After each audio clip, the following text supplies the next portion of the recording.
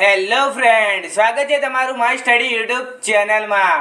આજે આપણે ભારતના સાંસ્કૃતિક વારસાના સંગીતના ટોપ 50 MCQ સોલ્વ કરીશું. તો શરૂઆત કરીએ પ્રથમ પ્રશ્નથી. સિંધુ ખીણની સભ્યતાના કયા સ્થળેથી 7 સ્વરોવાળી વાંસળી મળી આવી છે? કાલીબંગાન, બનાવલી, ધોળાવીરા કે મોહેંજો-દડો? સિંધુ ખીણની સભ્યતાના કયા સ્થળેથી 7 સ્વરોવાળી વાંસળી મળી આવી છે? તો સાચો જવાબ છે મોહેંજો-દડોમાંથી 7 સ્વરોવાળી વાંસળી મળી આવી છે. નાટ્યશાસ્ત્ર ગ્રંથની રચના કોણે કરી હતી? ભરત મુનિએ, નારદ મુનિએ, મંતંગ્ય મુનિએ કે જયદેવે? નાટ્યશાસ્ત્ર ગ્રંથની રચના કોણે કરી હતી? તો સાચો જવાબ છે ભરત મુનિએ કરી હતી નાટ્યશાસ્ત્ર ગ્રંથની. નાટ્યશાસ્ત્રમાં કેટલા સ્વરોનું વર્ણન કરવામાં આવ્યું છે? 7, 18, 22 કે 26? નાટ્યશાસ્ત્રમાં કેટલા સ્વરોનું વર્ણન કરવામાં આવ્યું છે? તો સાચો જવાબ છે 22 સ્વરોનું વર્ણન કરવામાં આવ્યું છે નાટ્યશાસ્ત્રમાં. નાટ્યશાસ્ત્ર ગ્રંથને કઈ ભાષામાં લખાયેલ છે? હિન્દી, સંસ્કૃત, ફારસી કે પાલી? નાટ્યશાસ્ત્ર ગ્રંથ કઈ ભાષામાં લખાયેલ છે? તો સાચો જવાબ છે સંસ્કૃત ભાષામાં લખાયેલ છે નાટ્યશાસ્ત્ર. ઋગ્વેદમાં ગાયત્રી મંત્રનો ઉલ્લેખ કયા મંડળમાં છે? 3જા મંડળમાં, 4થા મંડળમાં, 5મા મંડળમાં કે 6ઠ્ઠા મંડળમાં? ઋગ્વેદમાં ગાયત્રી મંત્રનો ઉલ્લેખ કયા મંડળમાં છે? તો સાચો જવાબ છે 3જા મંડળમાં છે ઋગ્વેદમાં ગાયત્રી મંત્રનો ઉલ્લેખ. કયા વેદને સંગીતની ગંગોત્રી કહેવામાં આવે છે? ઋગ્વેદને, યજુર્વેદને, સામવેદને કે અથર્વવેદને? કયા વેદને સંગીતની ગંગોત્રી કહેવામાં આવે છે? તો સાચો જવાબ છે સામવેદને સંગીતની ગંગોત્રી કહેવામાં આવે છે. સામવેદમાં કેટલા રાગોનો ઉલ્લેખ છે? 1600, 1200, 1600, 1800 કે 2000? સામવેદમાં કેટલા રાગોનો ઉલ્લેખ છે? તો સાચો જવાબ છે 1600 રાગોનો ઉલ્લેખ છે સામવેદમાં. સામવેદનો ઉપવેદ કયો છે? આયુર્વેદ, ધનુર્વેદ, ગાંધર્વ વેદ કે શિલ્પવેદ? સામવેદનો ઉપવેદ કયો છે? તો સાચો જવાબ છે ગાંધર્વ વેદ એ સામવેદનો ઉપવેદ છે. રાવણે સંગીત સંબંધી કયા ગ્રંથની રચના કરી હતી? અરુણ સંહિતા, અંક પ્રકાશન, કામધેનુ કે રાવણ્યમ? રાવણે સંગીત સંબંધિત કયા ગ્રંથની રચના કરી હતી? તો સાચો જવાબ છે રાવણ્યમ ગ્રંથની રચના કરી હતી રાવણે સંગીત સંબંધિત. સંગીત મકરંદની રચના કોણે કરી હતી? નારદ મુનિએ, પંડિત સારંગદેવે, મંતંગ્ય મુનિએ કે જયદેવે? સંગીત મકરંદની રચના કોણે કરી હતી? તો સાચો જવાબ છે નારદ મુનિએ કરી હતી સંગીત મકરંદની રચના.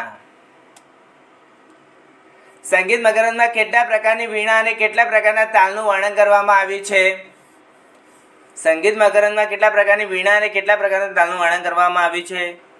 16 વીણા અને 100 તાલ, 19 વીણા અને 101 તાલ, 22 વીણા અને 105 તાલ, 24 વીણા અને 109 તાલ?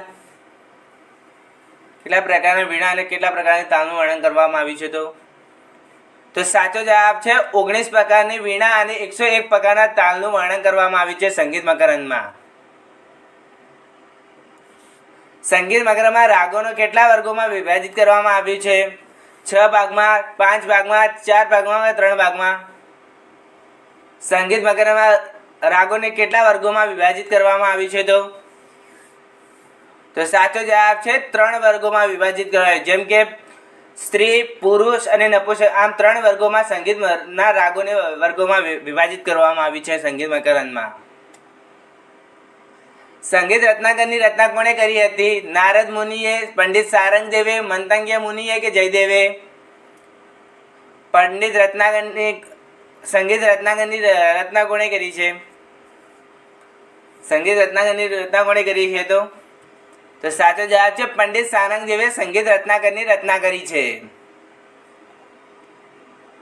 સંગીત રત્નાકરમાં કેટલા રાગોનું વર્ણન છે? 264, 312, 476 કે 516? સંગીત રત્નાકરમાં કેટલા રાગોનું વર્ણન કરવામાં આવ્યું છે? તો સાચો જવાબ છે 264 રાગોનું વર્ણન કરવામાં આવ્યું છે સંગીત રત્નાકરમાં.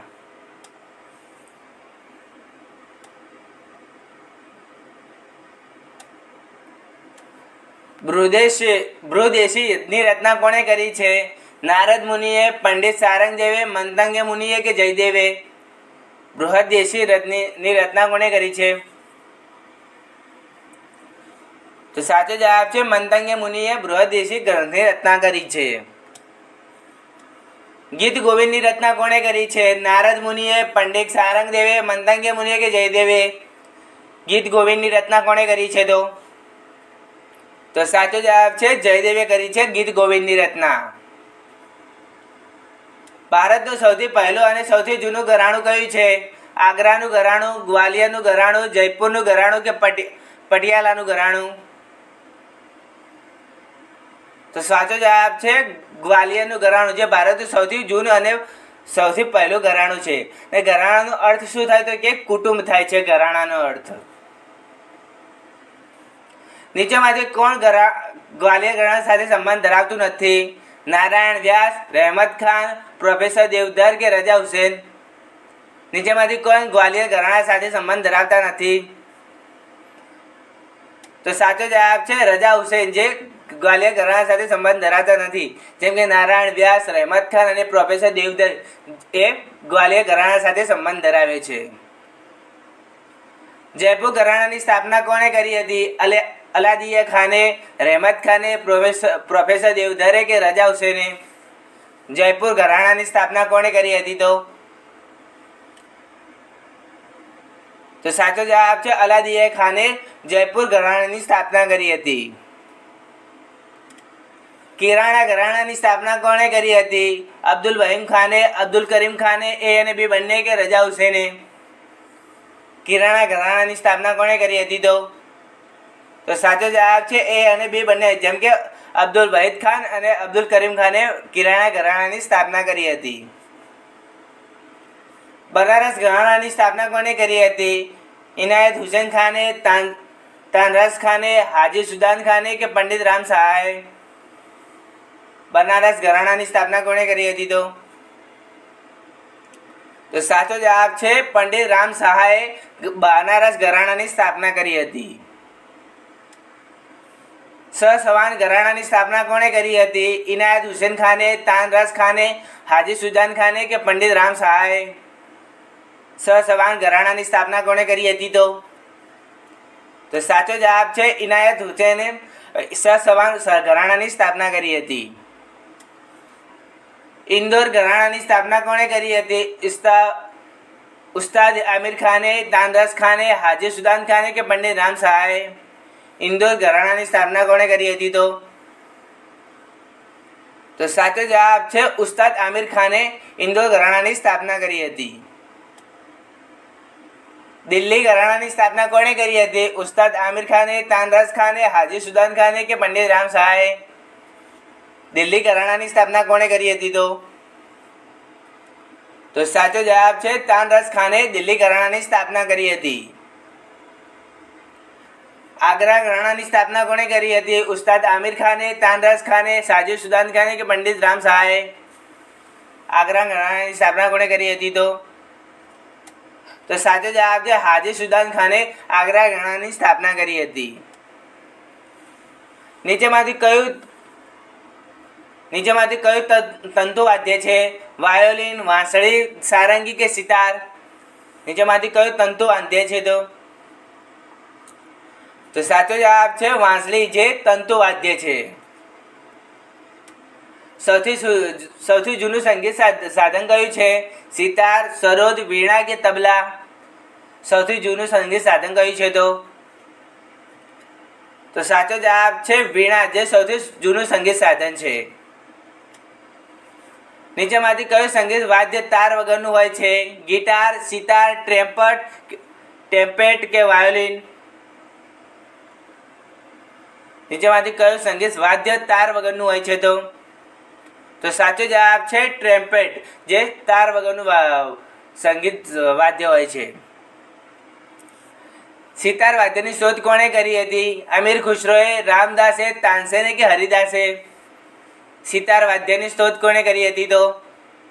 તો સાચો જવાબ છે અમીર ખુસરોએ સિતાર વાદ્યની શોધ કરી હતી. નીચેમાંથી કયો મુઘલ શાસક વીણા વગાડવા માટે પ્રખ્યાત હતો? હુમાયુ, અકબર, ઔરંગઝેબ કે જહાંગીર? નીચેમાંથી કયો મુઘલ શાસક વીણા વગાડવા માટે પ્રખ્યાત હતો?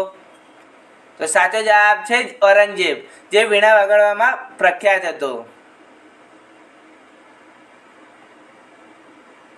ઉસ્તાદ બિસ્મિલ્લાહ ખાને કયું વાદ્ય વગાડ્યું હતું? શરણાઈ, વાંસળી, તબલા કે સરોદ? ઉસ્તાદ બિસ્મિલ્લાહ ખાને કયું વાદ્ય વગાડ્યું હતું? તો સાચો જવાબ છે શરણાઈ વગાડી હતી ઉસ્તાદ બિસ્મિલ્લાહ ખાને. ઝાકિર હુસેન કયા વાદ્ય સાથે સંબંધિત છે? શરણાઈ, વાંસળી, તબલા કે સરોદ? ઝાકિર હુસેન કયા વાદ્ય સાથે સંબંધિત છે? તો સાચો જવાબ છે તબલા સાથે સંબંધિત છે ઝાકિર હુસેન. વિષ્ણુ ગોવિંદ જોગ કયા વાદ્ય સાથે સંબંધિત છે? વાયોલિન, વાંસળી, તબલા કે સરોદ?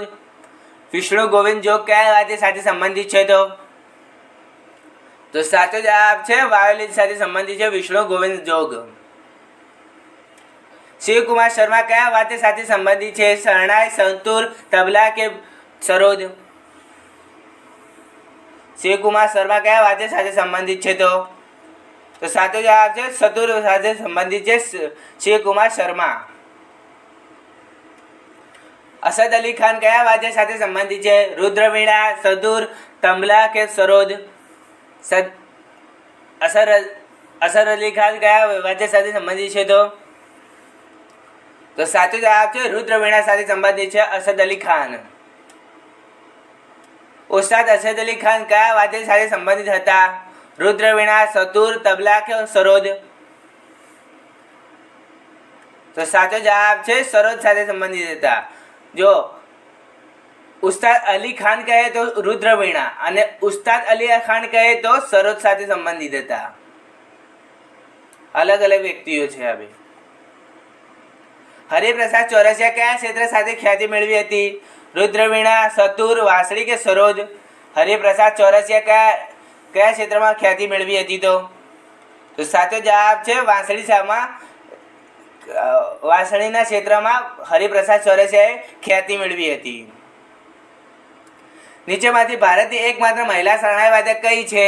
બાગેશ્વરી કમર, કૌશિકા ચક્રવર્તી, ગિરિજા દેવી કે ગૌહર ખાન?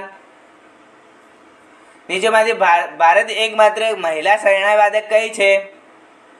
તો સાચો જવાબ છે બાગેશ્વરી કમર, જે ભારતની એકમાત્ર મહિલા શરણાઈ વાદક છે.